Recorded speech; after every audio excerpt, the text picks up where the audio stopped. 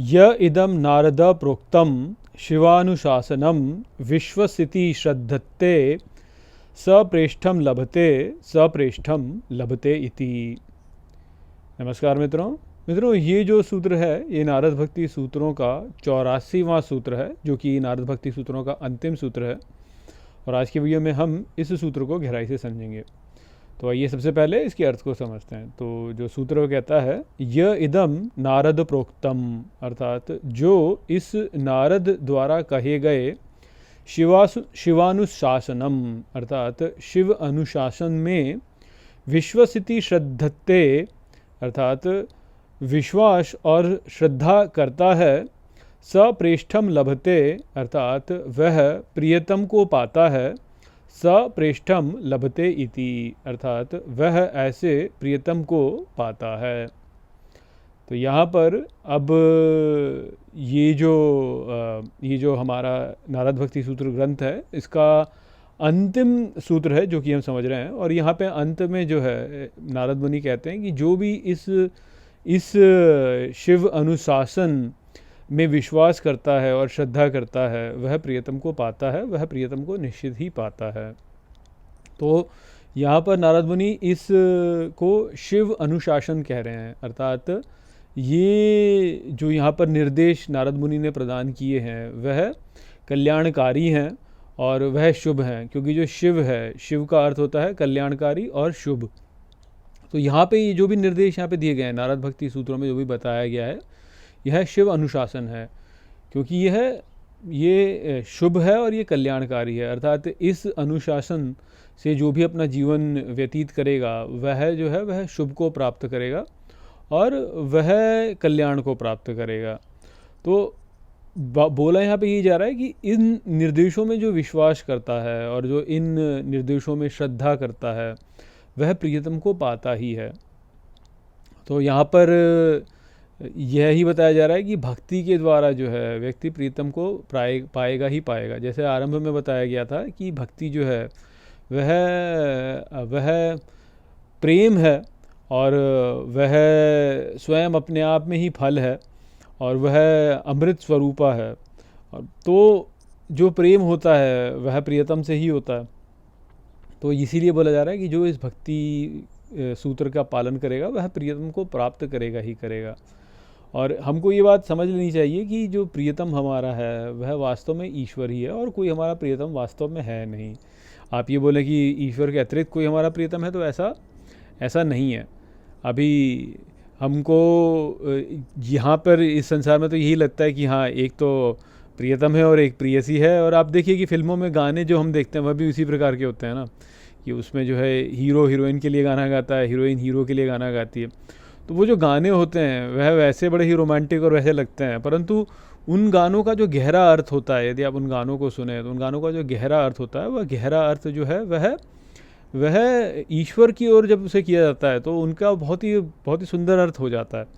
तो क्योंकि वह जो है वह ही वास्तव में हमारा प्रीतम है। आप किसी भी लव सॉन्ग को देख लीजिए, किसी भी रोमांटिक गाने को आप देख लीजिए, और उस रोमांटिक गाने को यदि आप हीरो हीरोइन के बीच में ना समझते हो, उसको जो है भक्त और भगवान के बीच में यदि उसको देखें, तो वह ही बहुत सुंदर भजन हो जाता है। कोई सा भी गाना देख लीजिए, जैसे आप कोई भी एक उदाहरण ले लेंगे ना, तो वही है जो बहुत ही प्रसिद्ध गाने हैं हमारे बॉलीवुड में, आप यदि सुने तो वो सभी ऐसे ही हैं। गिरे से गिरा गाना भी होगा ना, उसको भी यदि आप भगवान के प्रति में उसको लगा दें, तो आपको जो है वह उसका गहरा अर्थ हो जाएगा। तो यहाँ पर जो है वही बात बताई जा रही है कि जो ये प्रेम है, इसका जो आधार है वास्तव में वह ईश्वर से ही है। हम वास्तव में ईश्वर से ही प्रेम करते हैं। अब हमने ईश्वर किसको मान लिया वो अलग बात है। जैसे कि कौन सा गाना है कि तुझ में रब दिखता है, या तू मेरा खुदा, तू ही मेरा रब है, इस प्रकार के गाने आप सुनते हैं। और उसमें ये दिखाया जाता है कि हीरो जो है वो हीरोइन के लिए ऐसे गा रहा है, या हीरोइन जो हीरो के लिए ऐसा गा रही है कि तू ही मेरा रब है, तू ही मेरा खुदा है, तू ही मेरा भगवान है। तो वो भाव है वास्तव में वह प्रेम का ही भाव है ना। तो हम वास्तव में भगवान से ही प्रेम करते हैं और भगवान की ही हमारा प्रियतम है वास्तव में। तो जो भक्ति करेगा वह प्रियतम को पाएगा ही पाएगा। अब आपने किसको अपना भगवान बना लिया, वह एक अलग बात है। अब यदि आप जो है अपने अहंकार की भक्ति करते हैं तो आप अपने अहंकार को ही पाएंगे, तो अब उसमें तो अहंकार तो नष्ट हो जाएगा, तो इसलिए उसका कुछ लाभ नहीं होता। यदि आप देशभक्ति करते हैं तो आप देश को पाएंगे, परंतु देश भी नष्ट हो जाएगा। जब नष्ट हो जाएगा तो उसका भी अंततः समापन ही होगा। तो ये जो प्रेम है ये स्वयं ही ईश्वर स्वरूप है, परंतु ये किसकी ओर लगाया जाता है वह महत्वपूर्ण है।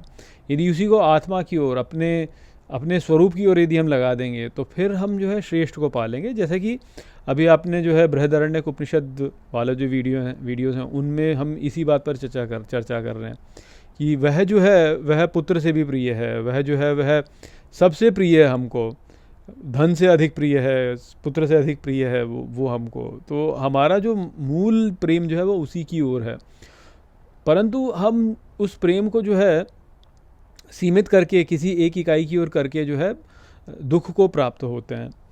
परंतु ये भक्ति का जो ये यहाँ पे शिव अनुशासन के द्वारा यहाँ पे भक्ति का जो बारे में जो बताया गया है, तो वहाँ पे आपको प्रेम को ठीक प्रकार से करना बताया गया है कि आप उस प्रेम को ठीक प्रकार से कैसे करें, और ठीक प्रकार से करेंगे उसको तो अंततः आपको लाभ होगा ही होगा, आप प्रियतम को पाएंगे ही पाएंगे।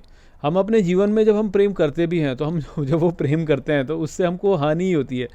आप पिता जो है वो पुत्र से प्रेम करता है, परंतु प्रेम करता नहीं है, वो वास्तव में प्रेम स्वयं से ही करता है, किंतु उसको पुत्र की ओर दिखाने के लिए, पुत्र पर अपना कब्जा करने के लिए जो है उस प्रेम को करता है, और जब वो ऐसे करता है तो पुत्र जो है उससे दूर चला जाता है। तो आप जीवन में देखिए ऐसा ही होता है कि पुत्र और पिता के बीच में जो उनके संबंध बिगड़ते हैं वो इसी कारण से बिगड़ते हैं कि पिता चाहता है कि पुत्र मेरे अनुसार चले, पुत्र चाहता है कि पिता मेरे अनुसार चले।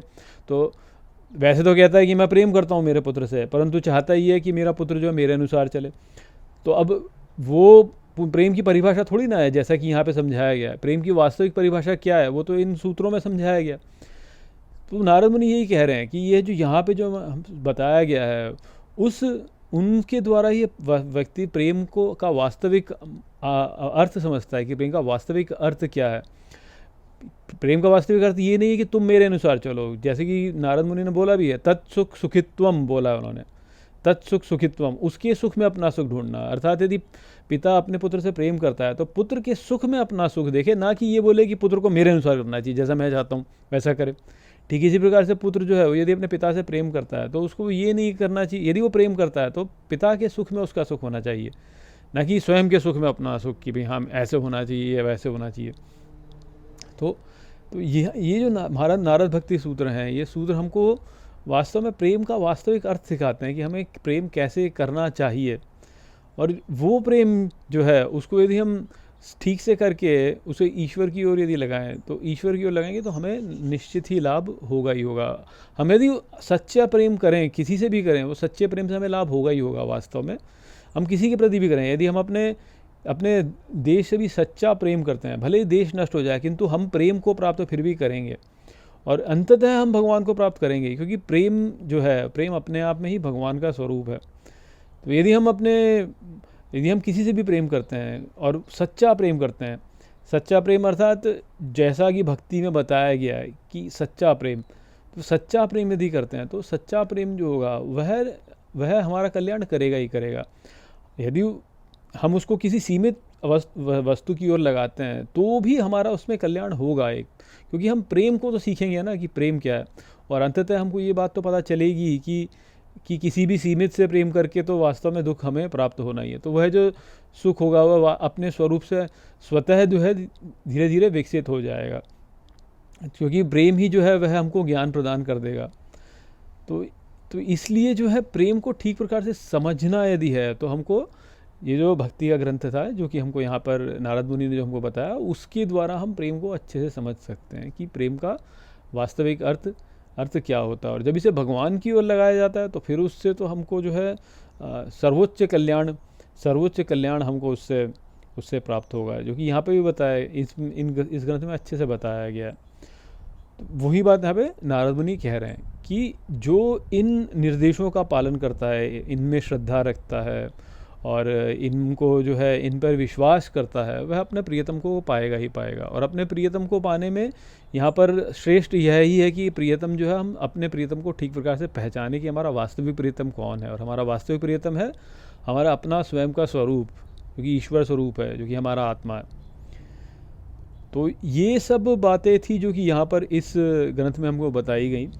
आशा करता हूँ कि मैंने इस ग्रंथ को आपको ठीक प्रकार से समझा दिया होगा। चलिए इसी के साथ इस वीडियो को यहाँ पे समाप्त करते हैं, और यहाँ पर जो है हमारा जो नारद भक्ति सूत्र ग्रंथ है उसका पाठ समाप्त होता है।